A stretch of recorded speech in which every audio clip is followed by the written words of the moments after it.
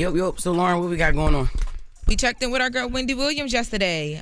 Wendy called into the show. Just wanted to give some updates. We've been breaking some news, so she just wanted to hear want you guys to hear her voice. So let's take a listen. We talked to her about how her weekend was with her dad.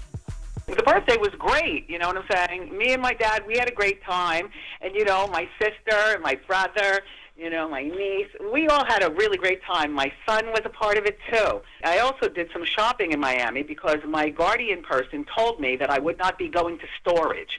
So, you know, everything is in storage here in New York. So I have to see the judge. I have to meet my attorneys. I have to do this and that here in New York. So, you know, I did some clothing shopping while I was in Miami, which, by the way, my guardian person gave the credit card to my attorney who I fired back in New York. They denied me doing some of the shopping in Miami. The point is that this is the freaking life that I'm still in. Yeah. So she wanted to go shopping? Yeah, because remember... She said she ain't got no money.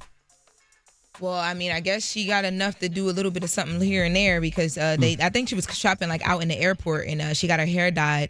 But remember, she came on the show before and she didn't know she would go and see her, would be able to see her dad. We saw her go and see her dad, so she just wanted to tell us how that went. Well, maybe I'm wrong. I thought she had money. She just didn't have access to it. She doesn't have access. She couldn't get to the money. Last time I heard, she had $5. It was like $5 or $15, but I think she was kind of being funny about basically like in her pocket right now, she can't just go access what she needs if she needs to. Her guardian has control of all. Yeah, her guardian has control because even when she talked about shopping, she mentions that they gave her attorney like her credit card, like she can't just like go and swipe away. Right. But another point that we talked about was people seeing her with her son when she was down in Miami celebrating her dad's birthday because people were shocked to see that. Let's take a listen.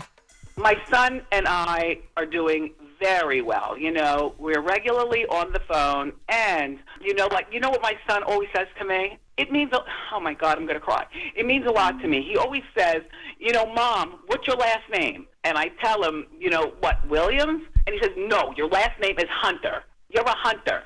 That is my marital last name, and I'm not married anymore, but he always just wants me to be his mom. People shouldn't think because of the situation that happened that she's going to disown him.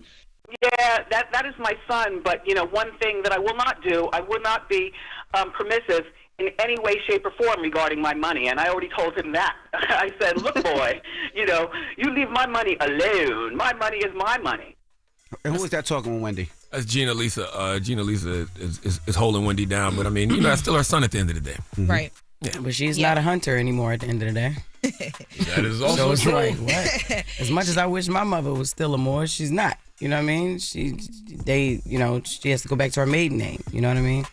I get what her son is saying, but like, yeah, it's like a lot of pain, a lot of hurt there, you know. Yeah, and the reason why we talked about this is because for those who don't remember, in the TMZ Tubi documentary that they did, Wendy talked about her son being a horrible person to her and using money, allegedly using money when he shouldn't have. So that's why we checked in on that. And then there was also a conversation around her being medically evaluated, and that was supposed to happen in order to see if she could pick her own lawyer and all this stuff after the firing. So we talked about whether that happened or not.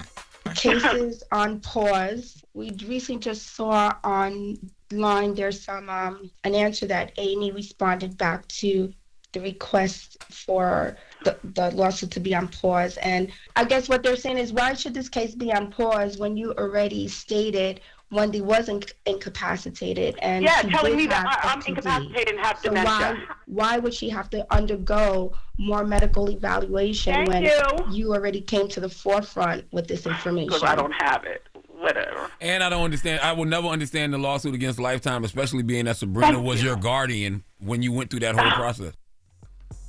Yeah, so that was like that check-in right there was more so about the fact that the A&E lawsuit has been on pause because they're saying Wendy needs these evaluations, which she has not gotten because she's trying to figure out who her next attorney is going to be. But all of that is kind of, I don't know. I think it's just, all of this is pretty insane because it's like as simple as like let her do the evaluation and move on or leave it alone and let her kind of have. Well, the evaluation might take months, so that's what they're trying to speed up the process of the evaluation so she can get in front of those people, take her test, and get up out of there. Right. Yeah. Until then, she's in a luxury prison. That's right. So what else we got? We got the Real Housewives of Potomac, Karen Huger, the Grand Dame. They Crazy. got my girl. What happened to her? Oh, this is not. I mean, yeah, it's nothing to celebrate. She's arrested. She's Oh, now, damn. Yeah. So she had been going through the situation for a DUI. She was pulled over. I think it was like back in December. She was pulled over. No, December. She was found guilty of all charges, like reckless driving, except for reckless driving under the influence of. There was body cam that came out. She was really, really drunk in the body cam. So she was officially sentenced by Montgomery County, Maryland. She has 2 years in prison, but there's going to be a 1 year suspended sentence. So she only do 1 year. And then she has to do probation for 5 years. And then she has 30 days to appeal this, 90 days to ask the judge to reconsider. But to be honest with y'all, if I was her, I wouldn't ask the judge to do anything. I would just take my time, stand on 10 toes, and realize like you need to sit down for a little bit. Because take that 1 year? Yeah. Yeah. This is not her first time. Like because when the prosecutors were having, so basically what happened is the prosecutors were stating their case of how much time they think she should do. In the midst of all of this, Karen decides to go and check herself into a like rehab facility. Because of her checking herself into that rehab facility, she couldn't attend the Real Housewives of Potomac reunion. So people were like, yo, this is just a stunt for her to get a lesser sentencing, which most people do. But once the prosecutors alerted the judge that she had 3 previous DUIs, like three previous alcohol-related traffic cases between 2006 and 2011, including one, to correct myself, in which she was found guilty of DUI. They were like, okay, we're going to move forward with the sentencing. She's going to do that. That's when the sentencing happened. So that's what I'm saying. If I was her, just, you know what I mean? Take the time, reflect. It could have been worse. At what point do you hire a driver? Like, how many DUIs do you have to have? Not hire a driver, right? Like the two DUIs before. That's when you hired a driver. That's what I'm saying. But she was with her husband. I'm surprised her husband didn't look like he was twisted. I'm surprised he wasn't driving. Listen, it was all I know is sis was gone. It was a 1-vehicle car crash. Thank God nobody was hurt terribly. But speaking of her husband was there with her when the sentencing came down, and people in the courtroom reporters said that she looked over to him and just told him that she loved him and said that God's got you, she'll be all right, God bless you. And then they took her in the God ain't got nothing to do with this. Okay. She trying to comfort her man because she about to go away for the year. I understand. But God has nothing to do with this. We all make choices. Man. So will she be put out the show? Like, what's going on with the show? She's still going to be on the show? No, I doubt she'll be put out the show. She's a big force on the show. But the way that they did it with the reunion, they just wrapped up this last season, was they had her come in with a video. And in the video, she talked about she's checking herself into the facility, so she won't be on a reunion. She's going to do better. She wants to take accountability. She says she's not an alcoholic, but she does want to see, what's going on with her. Because she does drink and she does have something where she has like an addiction to antidepressants. So she's going to get better because, she cares about her family and wants to do better for them. So we'll see what happens. Not only her family, her community. I mean, the fact that she got into a car crash and the fact that this happened numerous times, there could have been somebody else on the road. So thank God nobody else was hurt. But I hope she gets the help that she needs. And if she's in rehab, that means she does have some type of problem. So I just hope that she comes back better. And we definitely Andy Cohen gonna find a way to put this on the show. Of course. Of course. Thank you, Lauren.